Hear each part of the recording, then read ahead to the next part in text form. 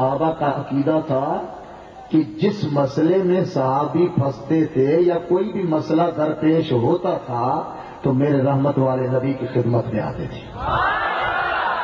چلو بھائی، یہ ٹن لگا دے گا مولوی کہ مسئلہ پوچھنا تو حق ہے، کسی سے بھی پوچھو، لیکن ہم مانگنے کی بات کرتے ہیں کہ مانگا اللہ سے جاتا ہے، یہ بولیں گے. لیکن میرے بھائیوں، میرے پاک پیغمبر کے غلاموں کو، مکے میں رہنے والوں کو، مدینے میں رہنے والوں کو بارش کی ضرورت پڑی ہے، برسات کی ضرورت پڑی ہے. جس طرح سے یہاں بھی برسات کی ضرورت ہے. لوگ تڑپتے ہیں جناب اعلیٰ، 6 سال سے بارش نہیں ہوتی ہے. اللہ، غلاموں کو برسات کی ضرورت پڑی ہے، بارش کی ضرورت پڑی ہے. صحابی مل کر رحمت والے نبی کی خدمت میں آئے، دروازہ کھٹکایا. توجہ ہے نا؟ ایسے دروازہ بجایا، رحمت والا نبی نکلا. بولو سبحان اللہ. میرے نبی نے کہا صدیق اکبر، فاروق اعظم، عثمان، علی، بلال، ابو ایوب انصاری، ابو ذر غفاری، یہ کیسے آنا ہوا، کیسے اکٹھے ہو گئے؟ عرض کرنے لگے یا رسول اللہ ہم سوال لے کے آئے. زور سے بولو، کیا لے کے آئے ہیں؟ سوال. تو پتہ چلا کہ نبی پاک کے پاس سوالی آتے تھے. سوالی میرے رحمت والے نبی نے فرمایا کیا سوال ہے؟ عرض کرنے لگے یا رسول اللہ ہمارے علاقے میں برسات نہیں ہوتی، جانور بھوک مر رہے ہیں، پانی نیچے چلا گیا ہے، اب دعا فرمائیں بارش ہو جائے. میں آپ لوگوں سے پوچھتا ہوں کہ صدیق اکبر کا کیا مقام ہے کہ دنیا کے سارے ولی جمع کرو کوئی صحابی نہیں بن سکتا، کوئی صحابی کے مقام پر نہیں پہنچ سکتا. رحمت والے نبی کے غلام، وہ بھی صدیق اکبر جیسا صحابی ہے، خود دعا نہیں مانگ سکتا تھا. مولوی کہتا ہے، رب کہتا ہے ادعونی استجب لکم، اللہ کہتا ہے تم پکارو تو میں سنتا ہوں. جب سنتا ہے تو کلندر پاس جانے کی ضرورت کہاں ہے، ولیوں کے پاس جانے کی ضرورت کون سی ہے؟ ٹن لگاتا ہے. بھائی کیا یہی قرآن ابو بکر نے نہیں پڑھا تھا؟ یہ قرآن فاروق اعظم نے نہیں پڑھا تھا؟ کیا عمر سے بھی تو ہوشیار ہے؟ اگر اس دور میں عمر بھی ہوتا اور یہ ملا بھی ہوتا نا، ایک بھی ملا زندہ نہیں چھوڑتا ہوں. پھر تم کیسے کہتے ہو یہ سنی تحریک والے خواہ جھگڑا کرتے ہیں، خواہ جا کر یہ لڑتے ہیں، خواہ جا کر نبی کی عظمت پر شہید ہوتے ہیں، سلیم بھائی نے کچھ کیا دیکھو شہید ہو گیا، ایسے چلے جاتے ہیں. اب تو کہتا ہے اگر عمر ہوتا نا، یہ مولے عمر غیرتی تھا، صحابہ غیرتی تھے، صحابہ یہ برداشت نہیں کرتے تھے. میں آپ لوگوں سے پوچھتا ہوں کیا تم سنی غیرت مند بن کر جو کہہ دے اپنے کتاب میں لکھ دے کہ نبی پاک اپنے کپڑوں سے جوئیں نکالتا تھا، کیا تمہیں غیرت نہیں آتی؟ ایسے ملا کو بھی مسلمان کہنے کا حق ہے جو نبی کے لیے لکھے کہ کپڑوں سے جوئیں نکالتا تھا. زور سے بولو.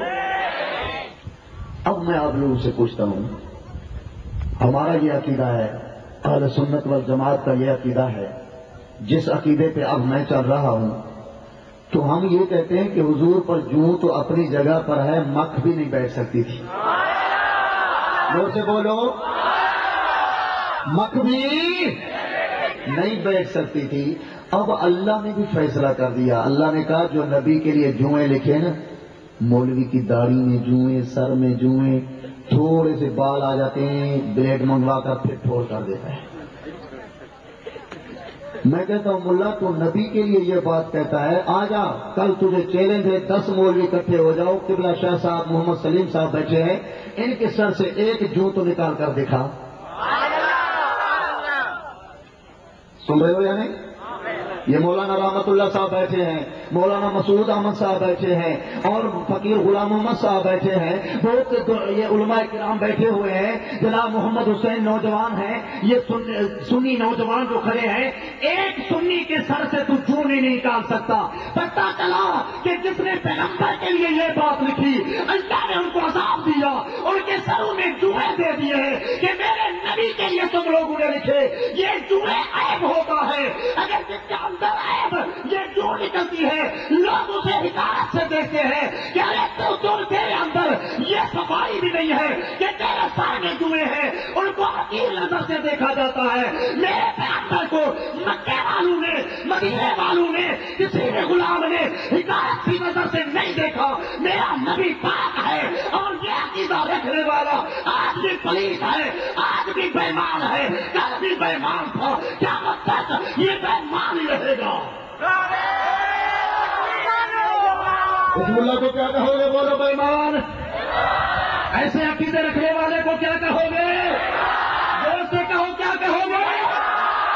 پیغمبر کے لیے، رحمت والے نبی کے لیے، جس کے لیے صدیق نے قربانی دی، جس کے لیے صحابہ نے جانیں دی، جس کے لیے فاروق اعظم نے جان دی، جس نے ہر ایک صحابہ نے اپنی غلامی پیش کی، آج وہ رحمت والے نبی کے لیے ایسے باتیں لکھے، ایسے باتیں لکھنے والا بے ادب ہے، بے ادب گستاخ ہے، گستاخ رسول کا ہے۔ نہیں بولو گے، نہیں بولو گے۔ گستاخ رسول، گستاخ رسول، گستاخ رسول، ہم تمہارے نہیں ہیں، ہم مدینے والے کے ہیں۔ ہم کس کے ہیں؟ ہم مدینے والے کے ہیں۔ اللہ مدینے والے کا بن کر کے دیکھ۔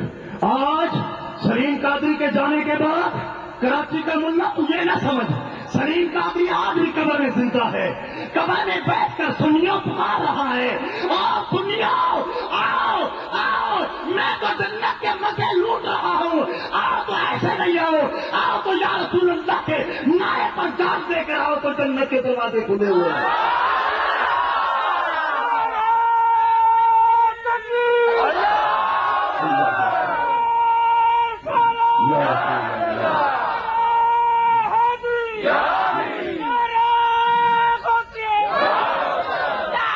میں آپ سے پوچھ رہا تھا کہ صحابہ کا مقام اعلیٰ ہے یا نہیں، لیکن یہ عقیدہ صدیق اکبر بھی آیا، فاروق اعظم بھی آیا، عثمان بھی آیا، علی حیدر کرار بھی آیا، یا رسول اللہ فدا کا بیوانی، مکے والوں کو بارش کی ضرورت ہے، یا اللہ یا رسول اللہ برسات دے دو۔ یہ صحابہ اللہ سے مان سکتے تھے نا؟